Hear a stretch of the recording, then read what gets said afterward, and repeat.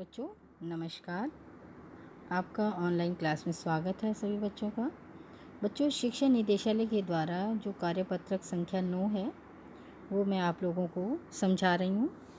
अपना विषय हिंदी है बच्चों, और आज आपको उपसर्ग के बारे में समझा रही हूँ। आज हम बच्चों उपसर्ग के बारे में जानेंगे। उपसर्ग बच्चों वे अविकारी शब्दांश है। शब्दांश का अर्थ होता है शब्द का अंश, छोटा सा रूप, छोटा सा टुकड़ा, जो किसी शब्द के पूर्व जोड़कर, कहाँ जोड़कर बच्चों? पूर्व, पहले नए शब्द का निर्माण करते हैं।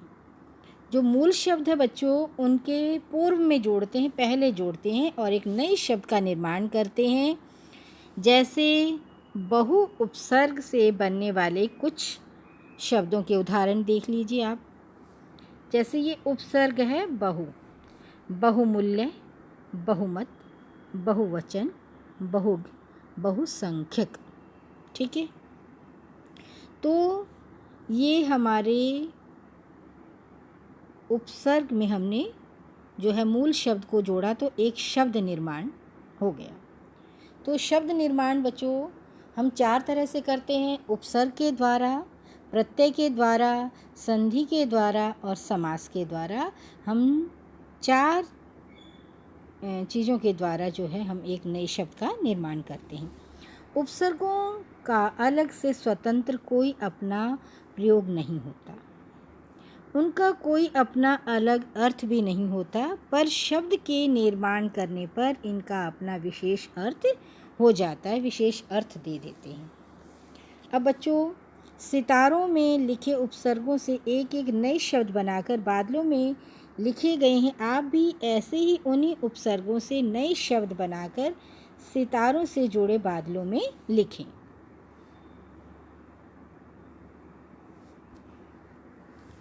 अब देखो बच्चों,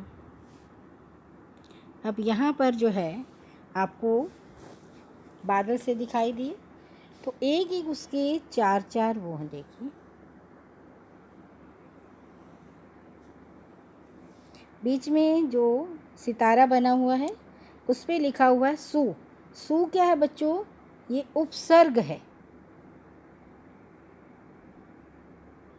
सु उपसर्ग है। ठीक है,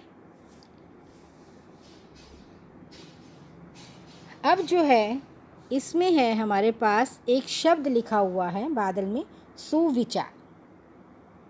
सु उपसर्ग है, विचार मूल शब्द है। हम इसमें लिखते हैं इस बादल में सु उपसर्ग नैना। नैन होते हैं ना बच्चों, क्या बन गया? सुनैना। और इसमें लिखते हैं सु और मार्ग, क्या बन गया? सुमार्ग। अब यहाँ हम लिखेंगे कुमार है ना, जैसे मूल शब्द कुमार है, तो हम उसमें सुकुमार, सु उपसर्ग लगा के उसके बाद हमने कुमार लिखा, तो क्या बन गया? सुकुमार। अब जो है बच्चों हम परि उपसर्ग से शब्दों का निर्माण करेंगे। परि उपसर्ग से एक शब्द बना हुआ है बादलों में, परिजन। ठीक है, अब यहाँ पर हम लिखते हैं परिवार। अब यहाँ लिखते हैं परिमाप।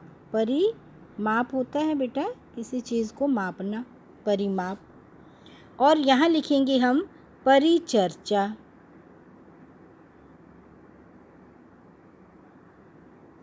परि उपसर्ग के द्वारा हमने यहाँ भी 3 शब्दों का निर्माण कर दिया। अब बच्चों, अब जो है यहाँ पर अप उपसर्ग है, अप यश यहाँ पर लिखा हुआ है। अब हमें जो है 3 और शब्द बनाने हैं। अपयश,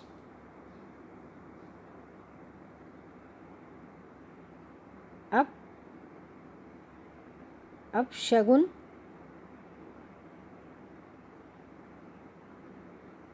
अपशगुन, अपमान। ठीक है,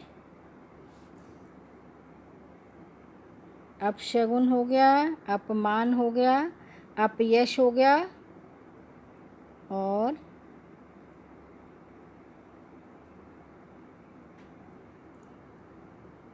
अपमान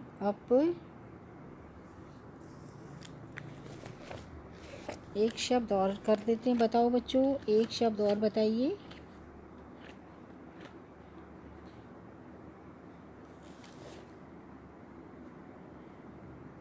अपकार। ठीक है, अपकार भी हो सकता है बच्चों, और अपहीन भी हो सकता है। ठीक है, हमारे बन गए। अब बच्चों उप पे आते हैं। ठीक है, उपकार तो लिखा हुआ है बच्चों यहाँ पर। ठीक है, अब हम करते हैं उपनाम। पूछते हैं ना आपका उपनाम क्या है। और उपकार है हमारे पास उपमंत्री। उपमंत्री,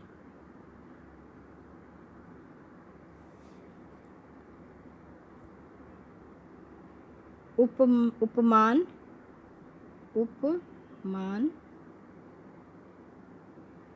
और उपप्रधानाचार्य, जैसे हम अपने प्रिंसिपल का भी लिख देते हैं उपप्रधानाचार्य।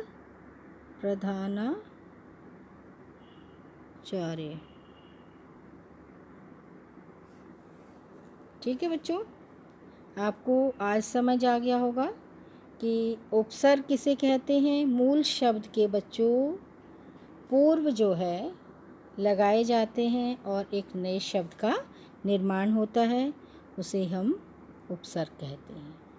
तो बच्चों ये ऐसे शब्दांश हैं, शब्द का एक अंश है, शब्द का एक छोटा सा टुकड़ा है जो शब्द के पूर्व लगकर एक नए शब्द का निर्माण करते हैं।